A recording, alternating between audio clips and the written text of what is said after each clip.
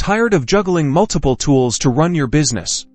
Let's dive headfirst into the Gohighlevel vs Dubsado showdown, helping you pick the ultimate CRM and automation platform for your needs. First, let's tackle features. Gohighlevel is an all-in-one powerhouse, offering everything from landing pages and email marketing to SMS automation and appointment scheduling. Think of it as your complete sales and marketing command center. Dubsado, on the other hand, shines in client management and project workflows. Is fantastic for invoicing, contracts, lead capture forms, and managing projects from start to finish. Now, pricing. Gohighlevel starts with a base plan, but consider add-ons as you scale. Is designed for agencies and businesses needing comprehensive marketing automation. Dubsado offers a more straightforward subscription model, which can be more predictable for smaller businesses with focused client management needs. They also offer a free trial. Integrations are key. Gohighlevel boasts integrations geared towards marketing, like Facebook and Google Ads,